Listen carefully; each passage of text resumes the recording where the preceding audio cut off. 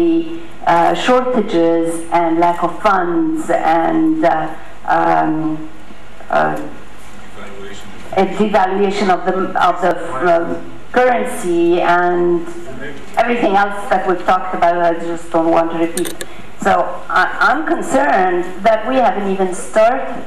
And how do we help the people in charge, and who are they? بعد إذنك دكتورة ماجدة, this will be the final question to this session. And what I'll do is I'll answer your first question. I'll leave your second question to the second panel. Maybe Karim Hidayat can get into that, because our next panel is talking about jumpstarting financial markets. So I think it's very appropriate.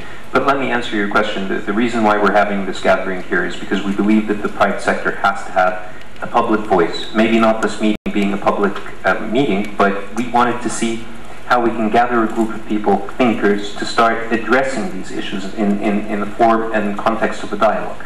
Now, this is a preparation to the conference we're holding on the 17th and the 18th of April, called Money and Finance, the Egyptian Economic Revolution, the Challenge of Reform, where we will be discussing more of these issues in a more detailed context and in front of a much larger gathering.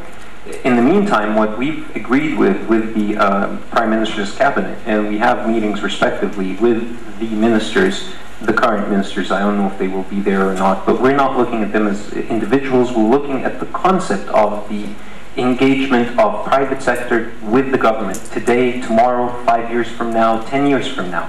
If we don't set the precedents today, if we are not in their faces, if you want to put it in that perspective, then we will not be heard. So we will be taking, that's why we are filming and recording this session.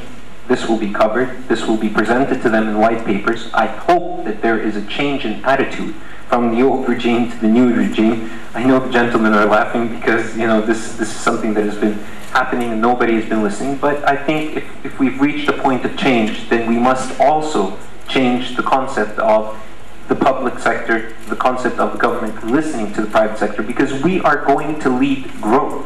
It will no longer be the public sector, it will be the private sector. So there's a major responsibility on our shoulders. So we will try to get the voice heard as far and as fast and reach as many people as we can domestically and internationally with these ideas. We're not afraid to speak anymore. There were a lot of people that were afraid to speak before. So now we can actually make our voices heard. With that being said, and just to add on the destructive notion of the tsunami, I believe that we are not very far away from what happened in Japan. The revolution, in my opinion, was the earthquake. What is to come is the tsunami, like Muhammad bin Rashid was just saying right now.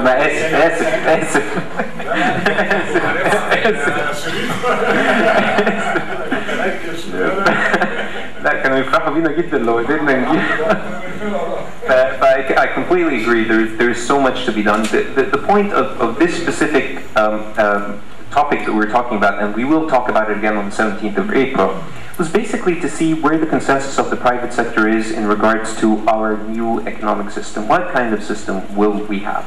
And then move on to the second phase of how we're going to implement that system. Maybe take a look at Bolivia and see, you know, their shock therapy that happened under recommendations of Friedman.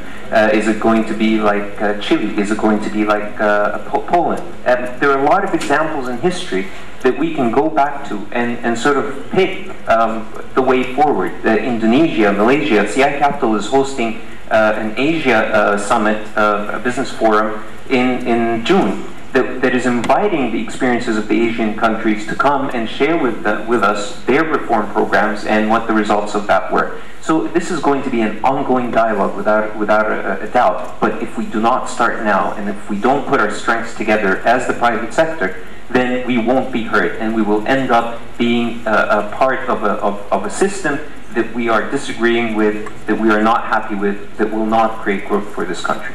So, you know, to move on to the next topic, I want to introduce Mr. Karim Hidayat, who is the CEO of CI Capital, you know, one of the strongest and leading investment banks in Egypt.